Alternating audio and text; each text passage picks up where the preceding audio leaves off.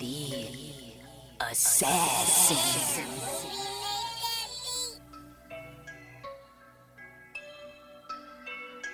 You know I break necks, call me Jack Tate. I have no regrets while your life is fading. I'm a crazy fuck equivalent to Satan. When I'm behind the mic, I feel like the greatest. You know I break necks, call me Jack Tate. I have no regrets while your life is fading. I'm a crazy fuck equivalent to Satan. When I'm behind the mic, I feel like the greatest. What up, y'all? You're listening to Sports Talk with Tropp, and I'm your host, Katie Tropp. Well, man, this was another great week of football. We have had some craziness going on. I mean, it's still so close. There really is still not a runaway. Teams that you thought were falling back came back these last couple of weeks. Teams that you thought might be getting going, looking solid, then they start falling off. And then, of course, you have the usual suspects, the Miami Dolphins sucking ass, and the New York Jets, too. Just a couple of these teams that just are just terrible and have obviously no chance of anything this season. But then it's just like everybody else is in the mix. So let's get right into it, where we had our last London game of the season. It was the Los Angeles Rams versus the Jacksonville Jaguars. And got to say, if you were a Rams fan, you at least got a good show. But the Jaguars might be turning back into the old Jaguars because, you couldn't tell if we could really trust this team. Defensively, definitely can, but offensively, definitely cannot. They were only able to muster up 7 points in this game.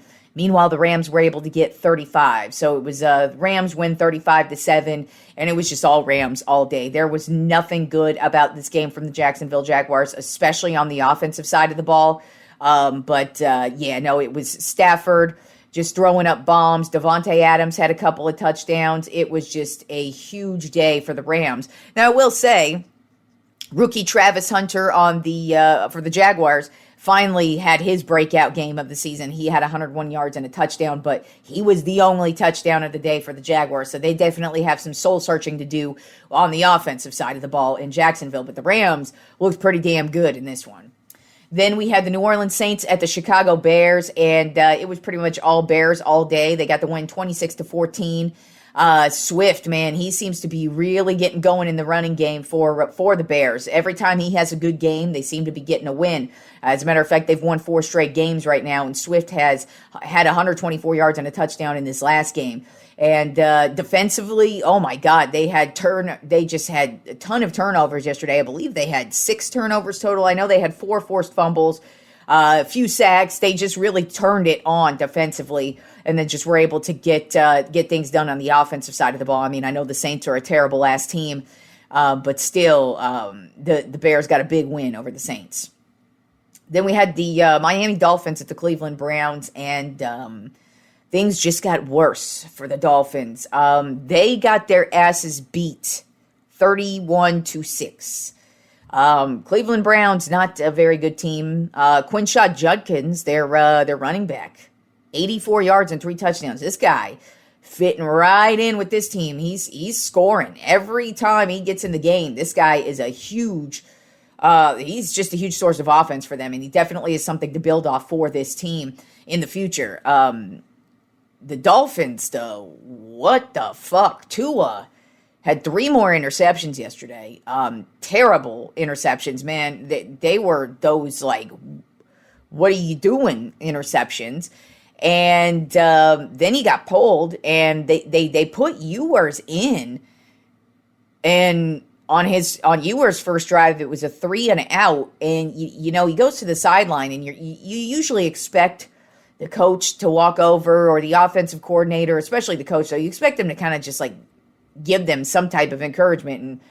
And McDaniels just literally almost shoulder checks the dude and just walks away. I'm like, you might be the problem. And the funny thing is, dude still has his job, and he just announced today that Tua is still going to be starting next week. So things continue to go down the drain in Miami and are not getting better, and it was just weird. But hey, good for the Browns. They got a big win, 31-6, and just absolutely obliterated the Dolphins and had a great day and got a really solid win, something that they could use. I don't think they're going to get a lot of wins, and so, hey, at least they got one really great win against the Dolphins. Then we had the New England Patriots at the Tennessee Titans, and the Patriots do what the Patriots do over the Titans, especially. They got the win 31-13.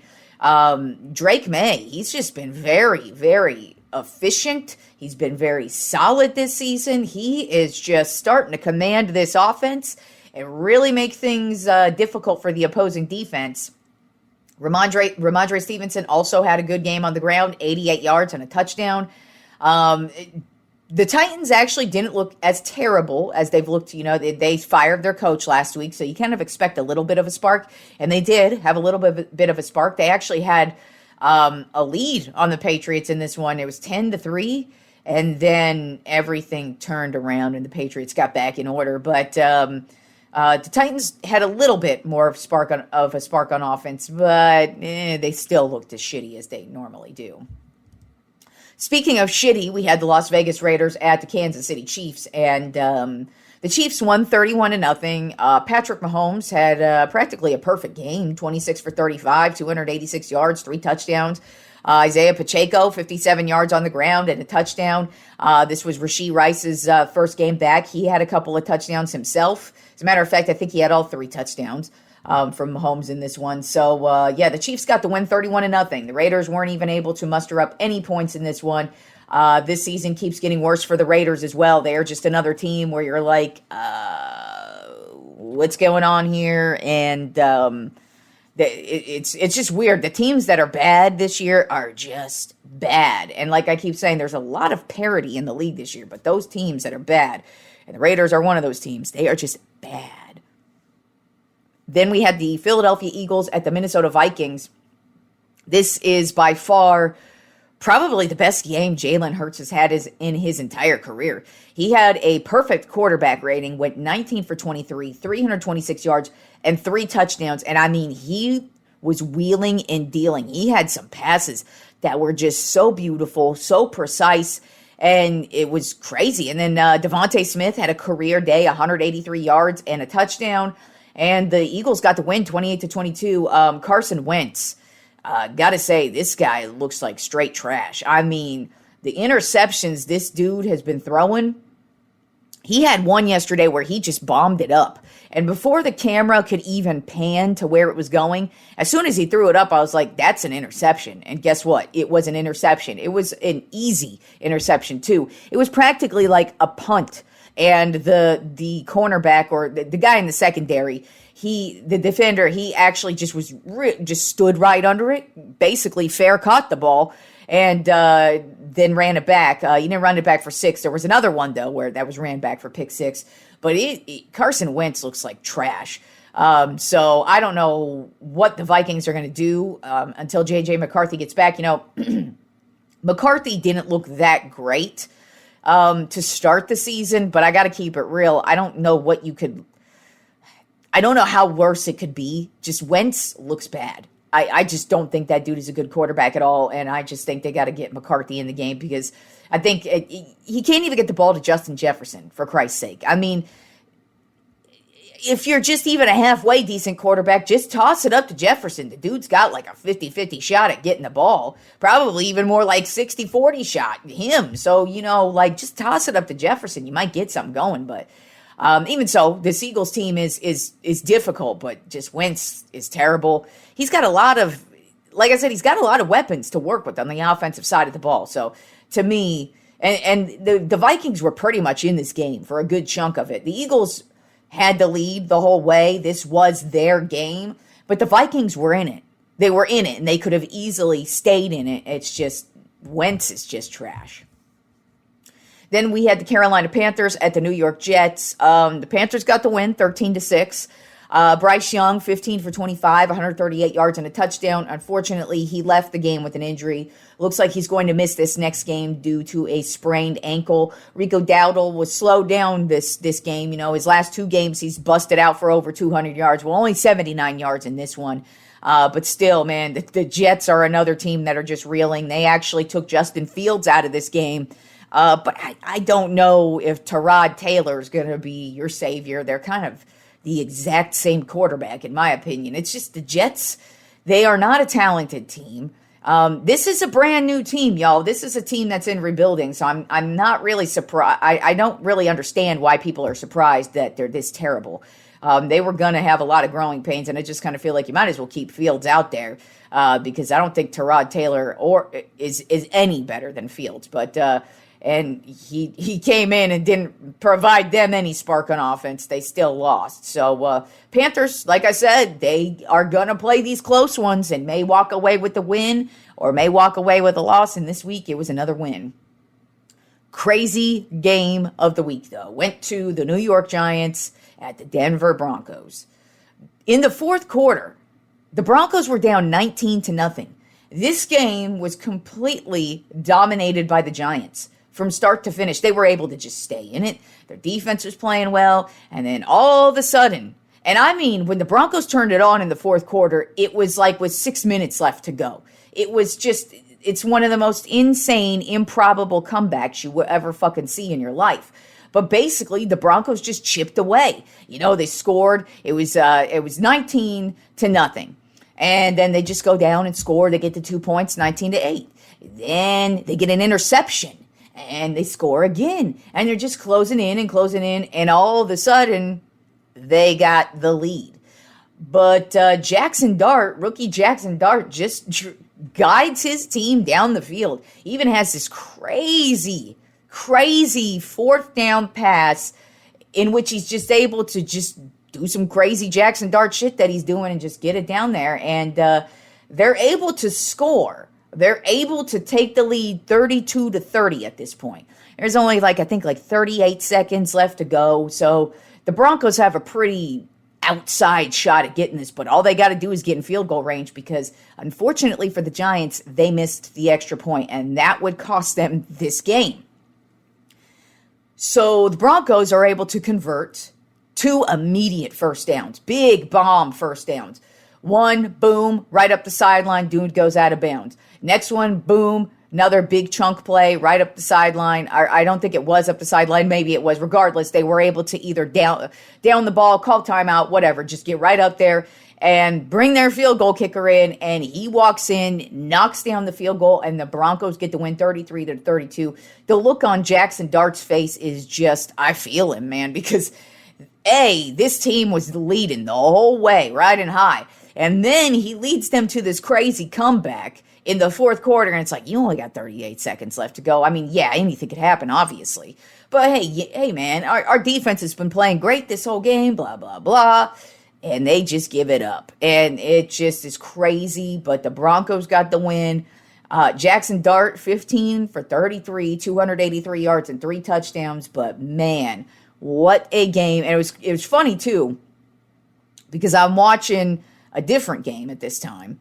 And Tom Brady is the announcer. And he's saying in the game that I'm watching, because there's a big point disparity and it's the fourth quarter, and he's talking about all you got to do is just chip away, all you got to do is score points, all you got to do is get a defensive stop, then you got to score, and he's like talking about the process because he's Tom Brady and he's done it 1.5 million times, and I'm even laughing like, dude, shut the fuck up. The only way this team's coming back is if you walk down there and win it for him. Now granted, the game I'm watching, they did not come back. It didn't happen that way, but simultaneously, this Broncos game is going on, and I'm seeing the score, and I'm like, what the fuck? And then when I see what happens and the way it ended, I'm just like, dude, you just shut the fuck up when Tom Brady's talking, because the dude knows what he's talking about. And that's exactly what the Broncos did. They just chipped away at a lead, scored 33 points in the fourth quarter. And not in the fourth quarter, in the last 6 minutes of the fourth quarter. This game didn't even go into overtime, y'all. What a crazy turn of events in that one. And, just a great game. Then we had the Indianapolis Colts at the Los Angeles Chargers, and I think the Colts are for real. I think we can now officially make the Colts for real because they got another big win, 38-24. This one was not close. It was all Colts all day. Gonna continue to reiterate, though, Jonathan Taylor, this guy keeps it up. This team keeps on winning. Here is his stat line for the day. 94 yards on the ground and 3 touchdowns.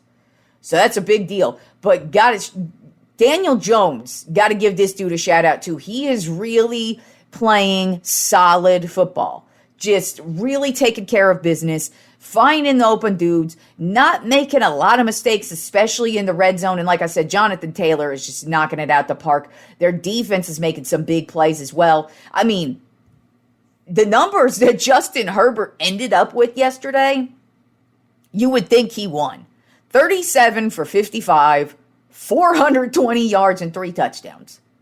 Got the loss. But so I look at this Colts team and I'm like, Jonathan Taylor keeps it moving. He keeps doing what he's doing. This Colts team ain't nothing to fuck with. And they've got a solid lead. They're 6-1 in their division. They should easily run away with this division at this point. But like I said, healthy Jonathan Taylor. Defense seems to be getting better each and every week. Daniel Jones is holding it down. I think we now have to officially take the Colts seriously. They have beat some good teams. They have beat some bad teams. They have had some crazy wins. It's been a roller coaster season for them, but they're 6-1. They look great. They look solid. They're taking care of business. And the Chargers, not a terrible team, but man, this team's starting to, I don't know, man. I don't know if it's the injuries or if they're just not able to put it together, but they're not looking like a put-together team right now. Then we had the Green Bay Packers at the Arizona Cardinals, and the Packers were almost stunned in this one. As a matter of fact, man, the Cardinals were holding it down all the way up until the fourth quarter. They were the ones in the lead.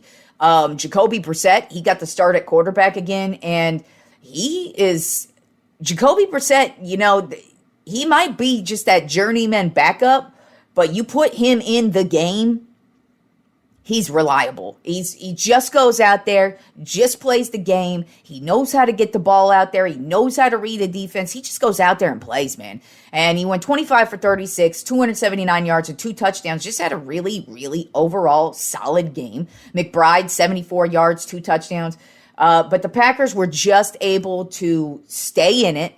They were able to do enough, especially on the defensive side of the ball. Micah Parsons had his best game, really, of his entire career, but definitely his best game as a Green Bay Packer. He had 3 sacks on the day, which was huge for them, especially in the fourth quarter. But they made some big plays on offense. They had this huge fourth down that they were able to convert to go down the field and score. Packers would end up walking away with the win, 27-23.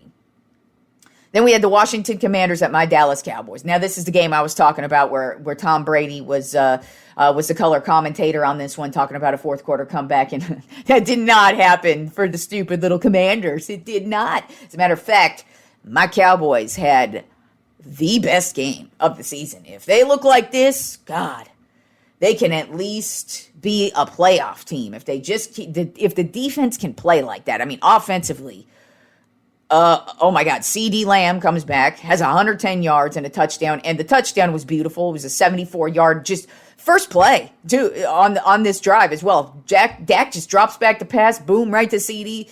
The defenders collide, and CeeDee just is able to run into the end zone for a big-ass play, and it's like, welcome back, CeeDee Lamb.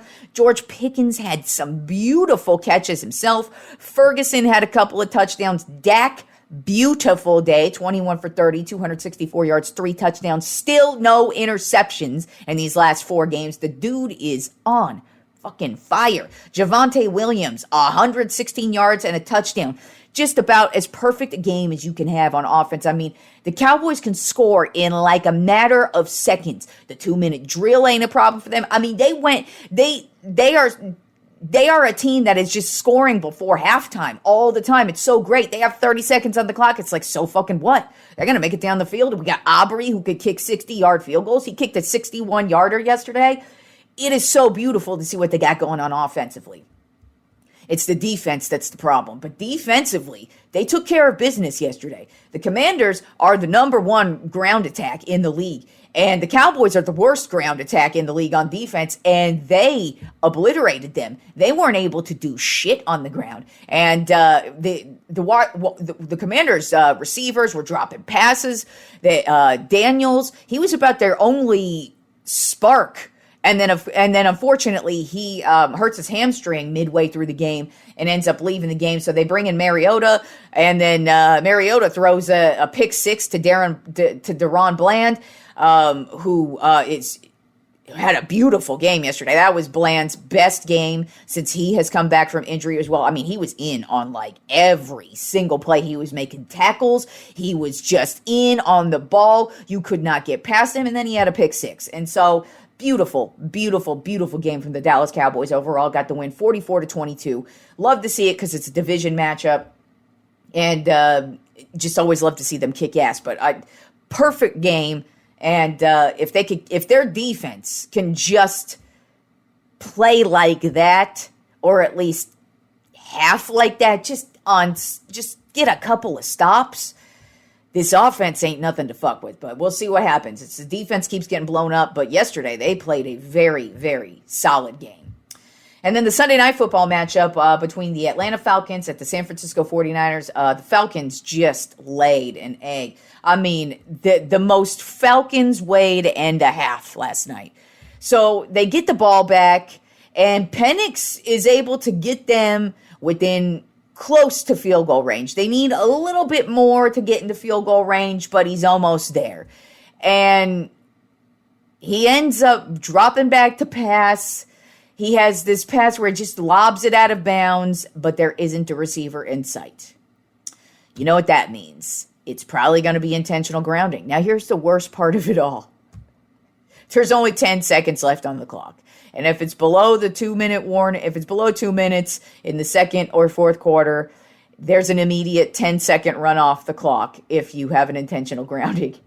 And there's only 10 seconds left on the clock. So they couldn't even capitalize on the big plays they made before the half, because they could have potentially, I think at that point, the Niners were up 10-3. So they could have gone up, it would have been 10-6. So they still would have been down, but they still would have had, 10-6. Because it really was a struggle all night for the Niners. The Niners weren't really able to get anything going except with McCaffrey. McCaffrey had a huge night, 129 yards, 2 touchdowns, also 72 yards receiving. So just a big night for McCaffrey. They just rode him all night, and that's how the Niners get the wins. Defensively, they were all over the field as well, all up in Penix's face, just really having just a great night overall, and the Niners got the win 20-10. All right, moving on to Monday Night Football, where we have yet again 2 football games, which I am finding it amusing because I'm noticing just a lot of people complaining about this 2 games on Monday Night Football. And I'm just sitting back like, what? I love this double Monday Night Football thing. As a matter of fact, like they keep making more and more double Monday night. It used to only be the first week of the season would get the double Monday nighter.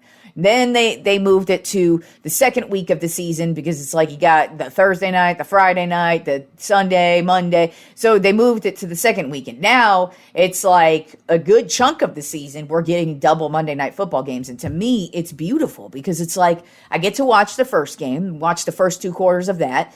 Then once halftime hits, I just switch it on over to the other one, watch the end of the first half of that. Usually it's about midway through the first quarter, beginning of the second quarter. Watch that game until their halftime goes and switch over to the other one. Finish that game and then switch over to the other one. It's like, what the fuck is your problem? You're complaining about more football? Y'all people are nuts. And I know a lot of people don't like because they overlap. Me, I love that they overlap because, quite frankly, I fucking hate halftime. I don't want to hear people talking. I want to see football. So that's actually why I'm all about it. So we have us. Actually, I think both games are going to be good, but this first one going to be the good one. And that's Tampa Bay Buccaneers at the Detroit Lions. I feel like this is going to be a headbanger. I feel like it's going to be Detroit offense versus Tampa Bay Bucks offense.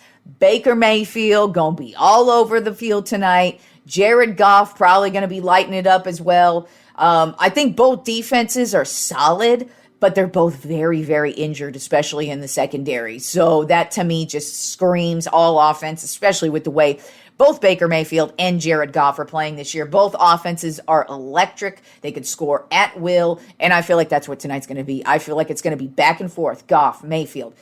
I'm leaning towards Detroit in this one simply because they're at home. But don't be shocked if Bake comes out there and gets the win for them. But I'm going Detroit in a close one, 41-38. And the homie Simon Ruvalcaba, he's actually going with Tampa Bay in this one, 28-20. And this is our tiebreaker for the week because we both went 10-3 in yesterday's games. So today's the last of our tiebreakers. We picked 5 different picks this week. We balanced it out yesterday. So today's our tiebreaker. So we'll see what happens there. And then the second game we have is the Houston Texans at the Seattle Seahawks. Right now, the Seahawks are a 3.5-point favorite. Houston has just been awful on the offensive side of the ball. This offensive line of theirs is just terrible. I actually feel bad for CJ Stroud because he's taken a lot of the heat because a lot of people are blaming him. And don't get me wrong, he's not having a perfect season, but I got to tell you, if you ain't getting any time in the pocket, it's going to be very difficult for you to find any open receivers because you can't find your receivers because you don't have enough fucking time. And he has no running back. There is no ground game with them at all. It's really just their defense keeps them in it. And I think that's what's going to happen here tonight. I do think their defense is going to step it up and play a solid game. But I think Seattle just is getting better every week. Defensively, they have an excellent defense, a sneaky killer defense, which I think is going to take care of business tonight. I think their defense is going to be why they get this win tonight, because I think they are just going to really just make things difficult for CJ Stroud. I wouldn't be shocked if he ends up having a turnover, a costly turnover that maybe ends the game, seals the deal basically for Seattle. And I think Seattle's offense will do just enough. I mean, Houston's defense is suffocating just as much as Seattle's defense is, but Seattle's offense is better than Houston's offense. And I just think Seattle's going to do enough, especially on the defensive side of the ball. I don't think it's going to be a good night for CJ Stroud. Like I said, I wouldn't be shocked if he has like a turnover that just costs them in the end. So I've got Seattle winning a close one, 27-20. And now getting on to the baseball playoffs. So the Dodgers did what I expected them to do. They swept the Brewers, so they're just sitting back waiting for Friday to arrive, going back to the World Series as they fucking do. And I wasn't even going to talk about this game, but it was quite funny. I said on my Friday show, Shohei Ohtani's the only guy so far for the Dodgers who really hasn't had a good game. He hasn't done shit in the playoffs. He had a streak of where he went like 1 for 19. So it's like, what's up with this dude? Well, he showed out in Game 4 on Friday night. Not only did he show out, he had a historic night. So one of the great things about Ohtani is that he pitches and he hits, and he's great at both of them. And we got to see that on full display in a playoff game. He pitched a beautiful gem. 10 strikeouts on the night. But that was not all, people. He also had 3 home runs. He's the first player to ever do that in a game. Yeah. So had to talk about it, but right now Dodgers just sitting pretty, just waiting for whoever wins Game 7 tonight between Toronto and Seattle, because Game 5 between Toronto and Seattle, they were able to get the big win, move on, and take Game 6 back to Toronto, but Toronto showed them who's boss. Toronto got the win last night, 6-2. Vlad Guerrero had another home run. Speaking of just amazing postseason runs, Vlad Guerrero is having an amazing postseason run. And just going to toot my own horn, I called it.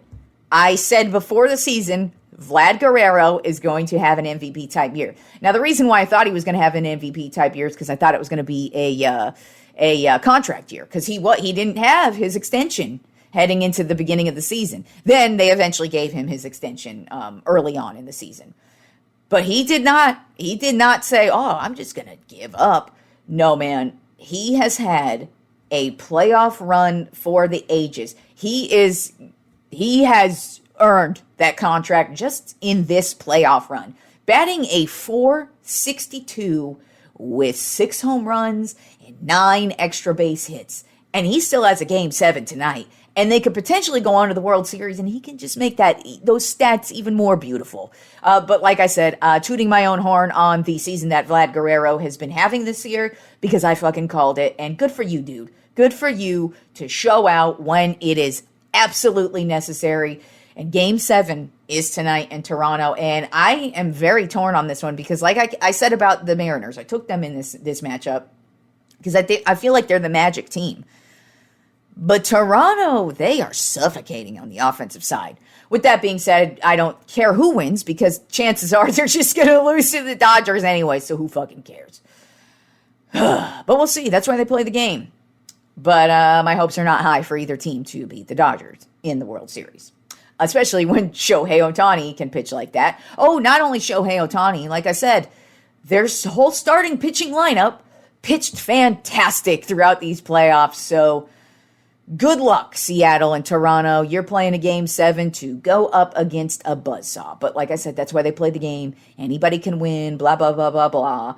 I'll be rooting for either whoever wins the ALCS, though. Go Toronto or go Seattle. Anyways, let's move on to who I believe is going to win it all in the NBA this year. Because guess what? Season kicks off tomorrow. Lakers, Golden State Warriors. Cannot fucking wait.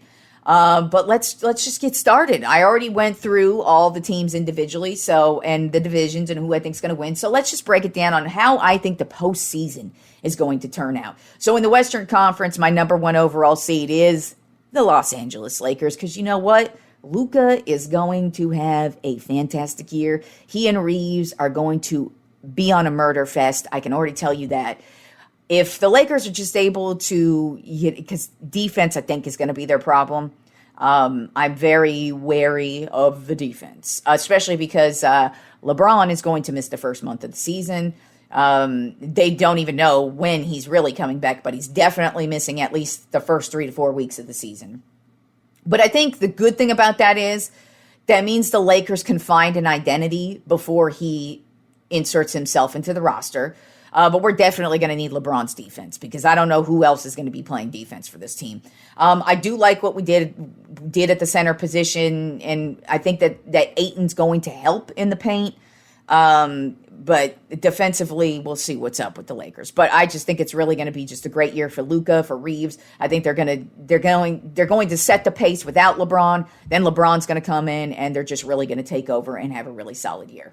Finishing in second place in the Western Conference, I have the Oklahoma City Thunder. I just think for the Thunder, they're in the most difficult division in the league. So that division is just naturally going to beat up on each other. And don't get me wrong, OKC going to be a good team. I have no doubt that this is going to be a competitive team. They are the defending champs for a reason. They did not lose any players. As a matter of fact, I think they're better because they were all young players who have now gained a whole bunch of experience in winning a championship. So this might actually be the beginning of a dynasty or just one of those fluky seasons. We'll see. But I like what I've seen from Oklahoma City over the years, and I just expect them to have another good year. But I just kind of feel like what's going to cost them in the standings is going to be being in such a tough division. Finishing in third place in the Western Conference, I have the Houston Rockets. As I said, Kevin Durant, to me, was the missing piece to this team. They just needed that veteran presence, and Kevin Durant is going to bring them that veteran presence. He's won championships. He is an excellent scorer, and I just think he's going to step in and be the difference for them. I expect Houston to really just ride with it this year, and I actually think they're going to make a really nice playoff run for once as well. Last year, it was kind of like, do I believe in them? Do I believe in them? I really just felt they needed that last dude, and I think Kevin Durant fits this system perfectly, and I think they're gonna make a nice run this year. Then finishing in fourth place in the Western Conference, I have the Minnesota Timberwolves. I just think they're going to take the next step this year. I just kind of see Anthony Edwards having just a monster season. I just feel like he's going to come out and have an MVP type season where he is just not going to let anybody stop him. And I liked what I saw from Randall fitting in last year. Defensively, he gave them that defensive edge that they were missing. It's just Gobert is such a twat. He's just such a weak-ass center. I just can't believe in that dude. I'm kind of like thinking they just need to trade his ass away and get somebody more legit. Because like I said, Randall, he gives them that extra defensive edge. But then you go up against Gobert, and that dude's just a pussy in the middle. Then at number 5, finishing in fifth place in the Western Conference, I have the Golden State Warriors. I just think a season with an off season where they're able to get Jimmy Butler in. I think Butler and Curry, it was obvious that they fit together well last year. Steph is going to be the outside dude. He's going to knock down all the key shots. He's going to knock down all the three-pointers. He's going to be the reliable scorer. Jimmy's going to be the guy in the middle who gets it done. He's going to get in there. He's going to make the scrappy plays. He's going to get in with the crazy rebounds. He's going to get in with the layups, and he's going to do all the grimy work that Steph can't do. And I really see this team being not as... I don't think they're going to be very potent offensively, but I think they're going to get the job done. They've got a lot of old guys, so I wouldn't be shocked if it's one of those injury-prone seasons where it's like somebody's out, somebody's in, somebody's out, somebody's in. But I still think they have a solid roster, and I like what I see between Steph and Jimmy, just how they complement each other with one on the outside and the other on the inside. Finishing in sixth place in the Western Conference, I have the Denver Nuggets. I like this team. I mean, Jokic is a fantastic player, but they're so weird to predict, and they kind of remind me of the Milwaukee Bucks. You know, the Bucks, they won a few years ago with Giannis. It felt like they were going to just come out of there and become the next dynasty and hopefully get a couple more championships for Giannis, and then they just completely fell apart. And I just kind of get that vibe from this Denver Nuggets team. They've got a lot of good pieces. They're still the same core. Jokic is Mr. Reliable. I mean, I expect Jokic to do what Jokic do. Come out, be the triple-double king, and just keep on winning. I just think it's everybody around him is not reliable. A lot of injuries from last year. Wouldn't be shocked if that's just kind of the thing this year. Also in a stacked division who is just going to beat up on each other. And I, of course, just think Oklahoma City and Minnesota are younger and better than Denver. But I still think Denver's a solid team. So I've got them making the playoffs. But I just kind of see them having a similar season to last year. Finishing in seventh place in the Western Conference, I had the San Antonio Spurs. I think this is going to be a much improved team. I don't think they're going to be the biggest threat. Obviously, I don't think they're winning a championship this year, but I think they're just slowly building. They've been slowly building. You know, you get Wembanyama, who's obviously a dude. He's going to be one of the best players in the league. I mean, he's already proven just what an alien he is, how just unique he is, the type, just how just he could rebound, he could shoot from the three, he could shoot inside. He's just so great. And he blocks. He's just so amazing in every way, shape, and form. It's just he needs the rest of the guys around him, the young guys, to start becoming better. But also he needs some veterans. And I think, you know, De'Aaron Fox, he's going to start the season on the injured list this year. So I think he's definitely going to help once he gets healthy. And so I kind of feel like the Spurs are going to be a second half team who just turns it on, but I think they're definitely going to make more noise than they have in the past, and I think they're actually going to be one of the teams that actually slides in and makes the playoffs this year. And then finishing in eighth place this year in the Western Conference, I had the Memphis Grizzlies. They already have injury issues right now. Jaw's injured, Edey's injured, Jackson's injured. They don't know who's playing in game one. Edey is going to be missing an extended period of time, and he was huge for them last year. So I think this is another team that's going to struggle for a little bit, but then once we get towards the second half of the season, they might turn it on and become a second half team who makes a little bit of a playoff run there. Then in the Eastern Conference, finishing in first place, I have the New York Knicks. As I said when I was going over the Knicks, they are an excellent team. They just kept falling short, so they decided to get rid of Tibbs and hire Mike Brown. Mike Brown is always great in the first season he takes over. So I feel like the Knicks are going to excel this year, especially because Boston has all the injury issues. And so that's definitely going to help the Knicks out. Because the Eastern Conference is still garbage compared to the West. The Western Conference is going to be stacked as fuck, whereas the Eastern Conference is basically going to be the Knicks, Cleveland, and everybody else. We'll see what happens there.